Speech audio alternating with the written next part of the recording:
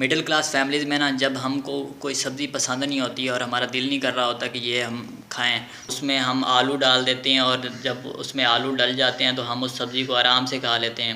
اسی طرح پاکستان میں بھی جمہوریت، سیکولرزم اور فیمنزم کے بارے میں یہی بات کی جاتی ہے کہ یوں ہمیں یہ تینوں چیزیں نہیں پسند، لیکن جب ہم اس کے ساتھ اسلامی لگا دیتے ہیں تو یہ ہمیں ہضم ہو جاتی ہیں اور ہم چپ کر کے کھا لیتے ہیں۔ تو آج اس کے بارے میں بات کرنی ہے میں نے۔ سب سے پہلے جمہوریت پر بات کر لیتے ہیں۔ علماء کہتے ہیں کہ مغربی جمہوریت اور اسلامی جمہوریت میں یہ فرق ہے کہ مغربی جمہوریت میں یہ ہوتا ہے نا کہ 3 بندے بیٹھے ہیں اور 2 نے کہا ہے کہ ہم نے اسپرائٹ پینی ہے اور ایک نے کہا ہے کہ ہم نے کوکا کولا پینی ہے، تو وہ اسلامی ہیں۔ لیکن مغربی جمہوریت میں یہ ہوتا ہے کہ 2 بندے کہتے ہیں کہ ہم نے اسپرائٹ پینی ہے اور ایک کہتا ہے کہ میں نے شراب پینی ہے، تو یہ ڈیموکریسی نہیں جو ہے نا وہ غلط ہے۔ تو یہ پہلی مثال ہی غلط ہے یار، آپ نے جمہوریت کا کمپیریزن بوتلوں کے ساتھ کر کے ہی پہلا ناانصافی کر دی ہے۔ درست مثال میں آپ کو یہ دینا چاہتا ہوں کہ پاکستان کے اکثریت مسلمان ہے، اور کوئی لیڈر جو ہے وہ شراب کو حلال قرار دینا چاہتا ہے تو وہ نہیں دے سکتا، کیونکہ 95% پاکستان میں مسلمان ہیں، اور وہ کبھی بھی نہیں چاہیں گے کہ کوئی بندہ جو ہے وہ حرام چیز کو حلال قرار دے دے۔ ایسا نہیں ہو سکتا۔ اس کی مثال آپ سیکولر ممالک میں بھی جا کے دیکھ لیں، جب ویسٹ میں مسلمان گئے ہوتے ہیں تو وہ وہاں پہ حلال فوڈ تلاش کر رہے ہوتے ہیں۔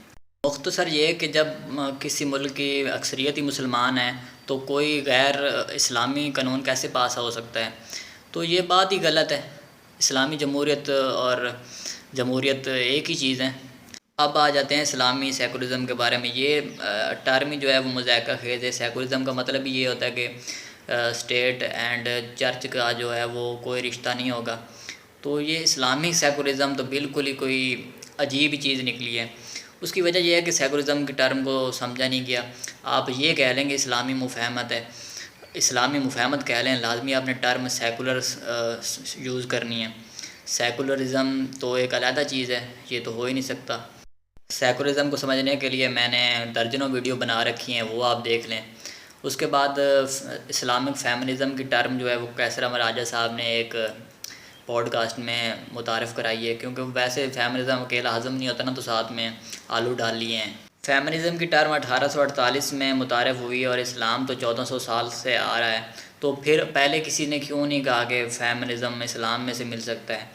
تو یہ بات ہی غلط ہے۔ فیمنزم میں کوئی ایک اور چیز ہے جو عورتوں کے حقوق کے بارے میں بات کرتی ہے، جو ماڈرن ڈے میں ہیں، یعنی کہ ووٹ کے حقوق بھی فیمنزم نے دلوائے ہیں، اور دیگر اس طرح کے حقوق جو آگے کی چیزیں، ماڈرن چیزیں ہیں جس پہ اجتہاد کی ضرورت ہے۔ تو فیمنزم نہ تو بلکہ جمہوریت، سیکولرزم اور فیمنزم تینوں نہ تو اسلام کے مخالف ہیں اور نہ ہی یہ اسلامی ہو سکتے ہیں۔ جس طرح کار جو ہے، کار کو آپ استعمال کرتے ہیں، اپنے فائدے کے لیے کرتے ہیں، تو اس کو کیا کہتے ہیں آپ؟ اسلامی کار نہیں، اس کو کار کو کار ہی کہتے ہیں۔ آپ کرسی پر بیٹھتے ہیں تو آپ کیا کہتے ہیں؟ یہ کافر کرسی ہے، اس کو اسلامی کرسی کرنا ہے۔ یہ جو چیزوں کے ساتھ اسلامی لگانے کی روایت ہے، یہ مودودی صاحب نے متعارف کرائی تھی۔ اس سے پہلے تو نام اسلامی ساتھ میں لگا ہی نہیں کرتا تھا۔ یہ ٹرم پہلی مرتبہ پاکستان کے ساتھ لگی تھی۔ اس سے پہلے خلفائے راشدین آپ دیکھ لیں، اس میں ساتھ میں کوئی اسلام نہیں لگا ہوا ہے۔ امیہ ڈائناسٹی ہے، اس کے ساتھ کوئی اسلام نہیں لگا، عباسیوں کے ساتھ نہیں لگا، فاطمیوں کے ساتھ نہیں لگا۔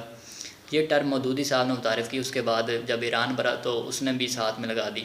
ریاست کو کلمہ پڑھانے والا جملہ تو آپ نے سنا ہوگا، تو یہ ٹرم وہاں سے آئی ہے۔ تو ریاست کوئی انسان ہے، اسلام تو انسانوں کے لیے آیا ہے، انسانوں کے لیے ہدایت کے لیے ہے۔ اب آپ ریاست کو کلمہ پڑھائیں گے، پھر کل کو آپ کہیں گے کہ کار جو ہے وہ غیر اسلامی ہے، اس کو کلمہ پڑھائیں، اور کہیں گے کہ اسلامی کار ہے۔ یہ ٹرم ہی غلط ہے بھائی۔ تو یہی بات کرنی تھی میں نے آج کی ویڈیو میں۔